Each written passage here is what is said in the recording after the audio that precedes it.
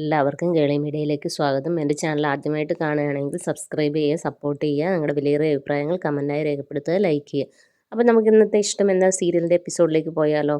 അപ്പോൾ ഇന്നത്തെ എപ്പിസോഡ് തുടങ്ങുന്നത് തന്നെ മഹേഷിനെയും വേറൊരു കമ്പനിയിലെ ഒരു ആളെയും അവർ സംസാരിച്ചുകൊണ്ടിരിക്കുന്നതാണ് കാണിക്കുന്നത്. അപ്പോൾ അയാൾ പറയുന്നത് മഹേഷിൻ്റെ ഭാര്യയെ ഞാൻ കണ്ടിരുന്നു, ഇതിൻ്റെ എല്ലാം പിന്നിൽ മഹേഷിൻ്റെ ഭാര്യയാണല്ലേ എന്നൊക്കെ ചോദിക്കുന്നു. അപ്പം മഹേഷ് ചോദിക്കുന്നു എൻ്റെ ഭാര്യയും?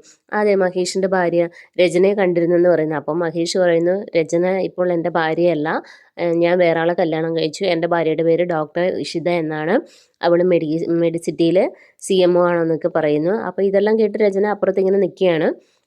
അപ്പോൾ അവരിങ്ങനെ സംസാരിച്ചുകൊണ്ടിരിക്കുന്നു. ആ സമയത്ത് തന്നെ ആകാശ് ഷേണായി ഗ്രൂപ്പിൻ്റെ കമ്പനിയിലെ PA ഒരു ലേഡിയുമായിട്ട് സംസാരിച്ചുകൊണ്ടിരിക്കുകയാണ്. ഇനി അവളെ വളയ്ക്കുക എന്നുള്ള ഉദ്ദേശമാണ് ആകാശിനുള്ളത്. അങ്ങനെ ആകാശ് വിസിറ്റിംഗ് കാർഡൊക്കെ കൊടുക്കുന്നു, തീർച്ചയായും വിളിക്കണം എന്നൊക്കെ പറയുന്നു. അപ്പോൾ ഇത് രചന കേൾക്കുന്നു, വിസിറ്റിംഗ് കാർഡൊക്കെ കൊടുക്കുന്നത്. അതേസമയം അപ്പുറത്ത് പിന്നെ മഹേഷിനോട് മറ്റേയാൾ പറയാണ് രചന എന്ത് കണ്ടിട്ടാണ് ആകാശിൻ്റെ പുറകെ പോയത്, അവൻ വൃത്തികെട്ടവനാണ്, അങ്ങനെ ആകാശിനെ പറ്റി മോശമായിട്ടുള്ള കാര്യങ്ങളൊക്കെ പറയുന്നു. ഇതൊക്കെ രചന അവിടെ നിന്ന് കേൾക്കുകയാണ്.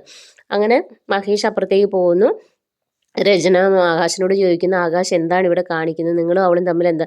അപ്പോൾ പറയുന്നത് അത് ബിസിനസ് കാര്യമല്ലേ, ഷേണായി ഗ്രൂപ്പിൻ്റെ PA ആണ്, അവളെ കൊണ്ട് എനിക്കൊരു ഗുണമുണ്ടെന്നൊക്കെ പറയുന്നു, നമ്മുടെ കമ്പനിക്ക് വേണ്ടിയല്ലേ എന്നൊക്കെ ചോദിക്കുന്നു. അപ്പോൾ രചന ചോദിക്കുന്നു ഈ ഉത്സാഹമൊന്നും മീറ്റിൽ കണ്ടില്ലല്ലോ എന്നുള്ള കാര്യമൊക്കെ ചോദിക്കുന്നു. എനിക്കിപ്പോൾ തന്നെ പോകണമെന്ന് പറയുന്നു. അപ്പോൾ പറയുന്നു ഫ്ലൈറ്റ് ഇന്നലല്ല നാളെയല്ലേ ബുക്ക് ചെയ്തിരിക്കുന്നത്, നീ റൂമിൽ പോയി റെസ്റ്റ് എടുക്കാൻ പറയുന്നു. അങ്ങനെ ആകാശ് അവിടെ നിന്ന് പോവുകയാണ്. അപ്പോൾ നമ്മുടെ മഹേഷിനൊരു കോള് വരികയാണ്. അത് വേറെ ആരുമല്ല, ഇഷിതയാണ്. അപ്പോൾ ഇഷിതയോട് സംസാരിക്കുന്ന സമയത്ത് മോൾക്ക് കൊടുക്കാമെന്ന് പറഞ്ഞ് അങ്ങനെ മോളുടെ കയ്യിലേക്ക് കൊടുക്കുകയാണ്. അങ്ങനെ മോള് കാണണം എന്നൊക്കെ പറയുന്നു. അപ്പോൾ പറയുന്ന അച്ഛൻ പെട്ടെന്ന് വരാം എന്നുള്ള കാര്യങ്ങളൊക്കെ പറയാം. അപ്പോൾ ഇതെല്ലാം രചന കേട്ടുകൊണ്ടിരിക്കുകയാണ്. അങ്ങനെ ലാസ്റ്റ് മോൾക്ക് ഉമ്മയൊക്കെ കൊടുക്കുന്നു. സത്യത്തിൽ രചന വിചാരിക്കുന്ന ഇഷിതയ്ക്കാണെന്നാണ്. അങ്ങനെ രചന മഹേഷിനോട് ചോദിക്കുന്നു എന്താ മഹേഷ് കാണിക്കുന്നത്, പരിസര ബോധമൊന്നും ഇല്ലേന്ന് ചോദിക്കുന്നു. അപ്പോൾ പറയുന്നു അതിനെന്തിനാ, ഞാൻ എൻ്റെ ഭാര്യയോടല്ലേ സംസാരിച്ചെന്ന് ചോദിച്ചു, എനിക്ക് പരിസര ബോധമില്ല, അവളെൻ്റെ പ്രണയമാണ്, അങ്ങനെ ഇഷ്ടത്തെക്കുറിച്ച് പൊക്കി പറയുകയാണ്. അപ്പോൾ ഇതെല്ലാം ഇവളിങ്ങനെ കേട്ട് ഭയങ്കര അസ്വസ്ഥമാകുകയാണ്. അങ്ങനെ ഇവൾ അഭിനയിക്കുകയാണ് തലകറങ്ങുന്നത് പോലെ. അങ്ങനെ തലകറങ്ങി വീഴുന്ന സമയത്ത് വീണ് മഹേഷ് തിരിഞ്ഞു നോക്കുമ്പോൾ താഴെ കിടക്കുകയാണ്. അങ്ങനെ മഹേഷ് വിളിച്ചിട്ടൊന്നും ഇവൾ എഴുന്നേൽക്കുന്നില്ല. അങ്ങനെ പതുക്കെ പൊക്കിയെടുത്ത് റൂമിലേക്ക് കൊണ്ടുപോയായിരുന്നു. അങ്ങനെ വെള്ളമൊക്കെ തളിച്ചിട്ടും രചന എഴുന്നേൽക്കുന്നില്ല. പെട്ടെന്ന് തന്നെ അവൻ താഴെ റിസപ്ഷനിൽ വിളിച്ച് ഡോക്ടറെ വരാൻ പറയുന്നു. അങ്ങനെ ഡോക്ടർ വന്ന് നോക്കുന്നു. ഡോക്ടർ വന്ന് നോക്കിയപ്പോൾ അവൾക്ക് കുഴപ്പമൊന്നുമില്ല, മെഡിസിനൊക്കെ കൊടുക്കുന്നു. മെഡിസിൻ കൊണ്ടുവരാമെന്ന് പറഞ്ഞിട്ട് പോവുകയാണ്. അപ്പം ഡോക്ടർ പറയുന്നു ഇന്ന് എന്തായാലും പോകണ്ട, റെസ്റ്റ് എടുക്കാൻ പറയുന്നു.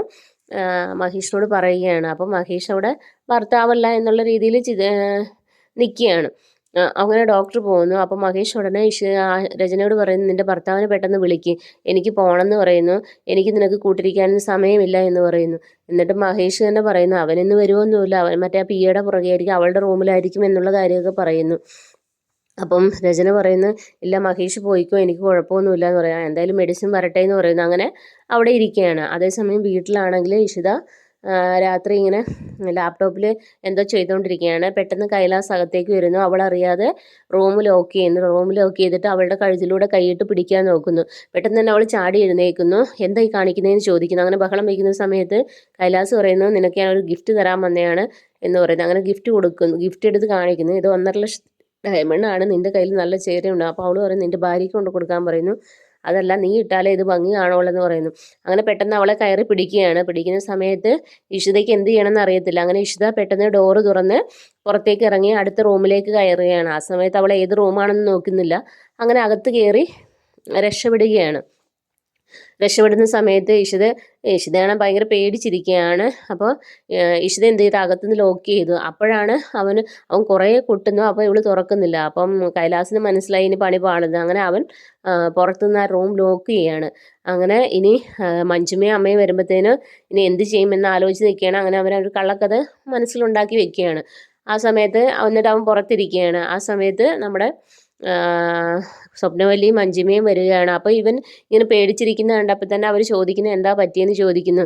ഓ എൻ്റെ മാനം കാക്കാൻ വേണ്ടി ഞാൻ ഇവിടെ എത്ര നേരമായി ഇരിക്കുന്നു, നിങ്ങളൊന്ന് വന്നാൽ മതിയായിരുന്നു എന്നുള്ള ചിന്തയിലായിരുന്നു എന്നൊക്കെ പറയുന്നു.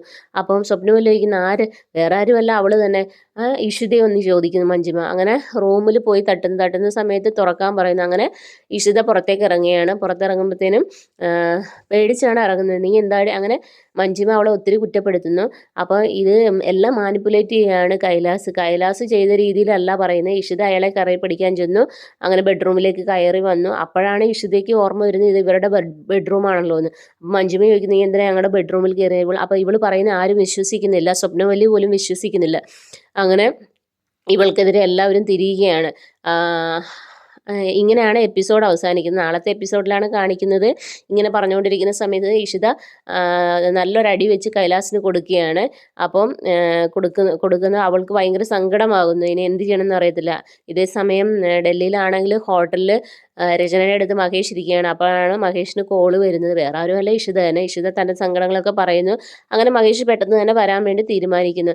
അപ്പം മോളോടും ഈ കഥകളൊക്കെ പറയുന്നു. അപ്പം മോള് പറയുന്നു അവൻ കള്ളനല്ലേ, നീചനാണെന്നൊക്കെ പറയുന്നു. അങ്ങനെയാണ് എപ്പിസോഡ് കടന്നു പോകുന്നത്. അപ്പോൾ എല്ലാവരും നാളത്തെ എപ്പിസോഡ് ഉടനെ വെയിറ്റ് ചെയ്യുക. Thank you. Okay, bye bye.